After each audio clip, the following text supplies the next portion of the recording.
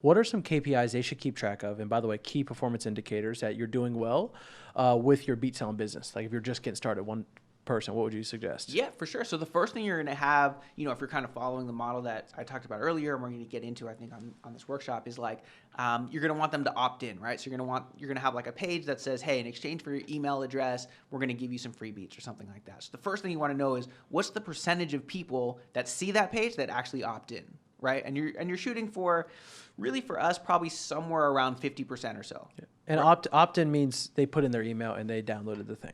Yep, exactly right. And so like we know if it's 25%, okay, there's something wrong here. There's something wrong with this page. There's something wrong with the offer. There's something we need to tweak here, right? So that's the first thing. Then it's like, okay, on the next page, for us example, like we're giving them this kind of special offer. So it's like, okay, what percentage of people who saw this page bought this special offer? And it's anywhere from 1 to 5% or something, let's say, is what we're shooting for. So then we kind of look at, cool, what percentage are we at there? Mm-hmm. And then from there, the next offer they're going to see is, for us, it's our membership. So cool, what percentage of people who opt in signed up for their membership? And so you can look at total leads, you can look at the percentages, you can look at, like for us, we want to know how many active members we have and how many signups we had and how many cancellations we had. So those are some of the big ones for sure. When they first launched, do they need to have every piece of that, or what do you think about just putting out the free stuff just to get started and collecting emails? Yeah, no, for sure. When you're first starting, I would say just look at those, just trying to get opt-ins, trying to get leads, trying to get people on your list, and just looking at what those numbers are. If that was the one number you watched for 6 months, the growth you'd have would be crazy, because that's whatever you focus on, that's what's gonna grow. Like it's just like how the world works. So like if you focus on, okay, I know what I need to do is get leads, I need to get people to opt in, and you're checking that every day. Cool, I got 2 opt-ins today, I got 5 opt-ins today, I got 20, I got 100, I got 1,000 today. Like whatever it is, if you're watching that number, you're gonna focus on it, you're gonna put your attention to it, and it's gonna grow. So I would start with that one for sure. Yeah, no, I think that's amazing. I think that was me and Drew in the early stage. We're like looking like, how can we get an extra? We got 50. Yes, that thing I put out got this. You know what I'm saying? Trying literally everything. And like I was saying before, it was at Walmart. I recorded 400 plus samples at Walmart, random sounds like screwdrivers, this and that.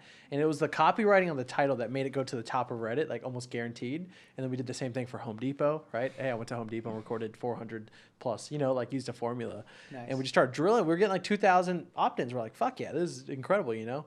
And I think playing that game is super important. I think that, dude, what's funny is that I've even done some super lightweight stuff that doesn't revolve around building whole pages and stuff, like for people to help them out. The little thing that you can ask questions on Instagram. Mm-hmm. I literally will tell people, say, hey, just put that little question thing up and say enter your email. Say, hey guys, I have this cool thing coming out. Literally all you gotta do is just put your email in this little in the little form below or whatever the fuck. And it's just that little ask a question on Instagram. Get the email and say, hey, I'll email you the fucking free beats. I'll email you the free stuff. Nice. That's most dope. Lightweight, takes 1 second. Like I could set one up right now and get 300 emails. Right. And then what I would do is I would start hacking it a little bit, find other audiences, ask them to do that too. Be like, hey, I'm giving out this free thing. Would you mind doing this? I wouldn't mind helping you out in X, Smart. Start scaling it out across. But like, dude, even lightweight, like, dude, most people think that like they spend so much time on building that whole funnel when they don't realize they can get started with lightweight stuff and just get moving and then add on pieces to it, Totally. Not to mention with something like that where they're interacting with your story, and you probably know more about this than I do, but like if they interact with that story, if they send you a DM or they reply to it, the Instagram algorithm is going to say, oh, like this person cares about what this person is posting. Exactly. So now all of a sudden your content is going to show up even higher in their feed because they entered their email or they clicked the link or they DM'd you or whatever it is. And so now they're seeing your content more. It's getting more engagement from the beginning.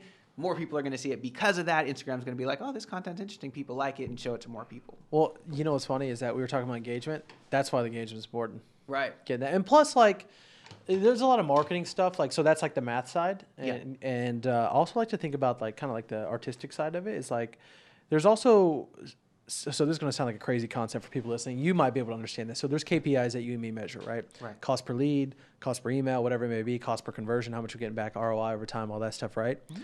But then there's invisible metrics that you cannot measure with numbers.